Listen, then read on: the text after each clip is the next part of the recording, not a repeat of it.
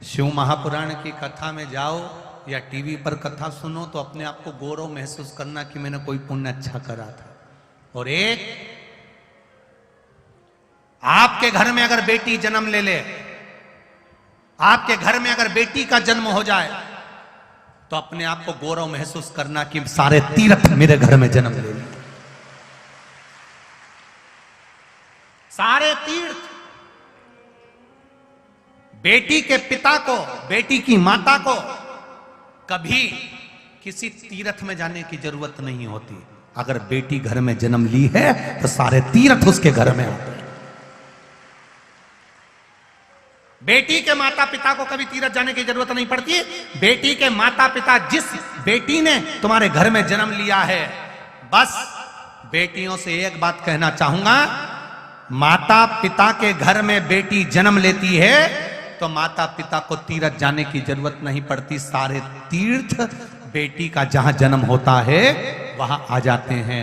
बस बेटी से एक निवेदन है कि अपने माता पिता को कन्यादान का मौका जरूर देना, कहीं गलत जगह मत चली जाए। तुम्हारे जन्म से सारे तीर्थ बेटी के जन्म से आ जाते हैं। जिस दिन बेटी का जन्म होता है उस दिन घर में सारे तीर्थ आकर विराजमान हो जाते हैं।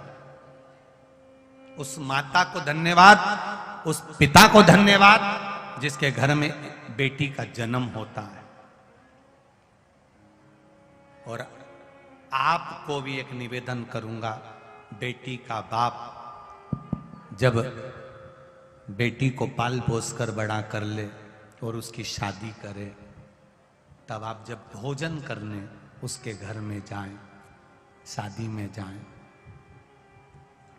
अपने आप को याद करना, 10 रुपए का पानी पतासा खाते हो, पानी पूरी खाते हो, खुद के पैसे की खाते हो तो प्लेट का पानी तक पी जाते हो। याद रखना, 10 रुपए की मूंगफली खरीद कर खाते हो तो एक एक मूंगफली का छिलका तक हिलाकर देख लेते हो, क्योंकि 10 रुपए खर्च हुए हैं। जिस बाप की बेटी की शादी हो और उसके यहाँ खाना खाने जाओ तो प्लेट में खाना छोड़ने से पहले सोचना कि उस बाप ने कैसे कमाया हो। अपने 10 रुपए खर्च हुए, एक आइसक्रीम ली और 10 रुपए खर्च हुए तो डंडी तक चाट चाट कर फेंकते हो, क्योंकि अपने 10 रुपए हैं।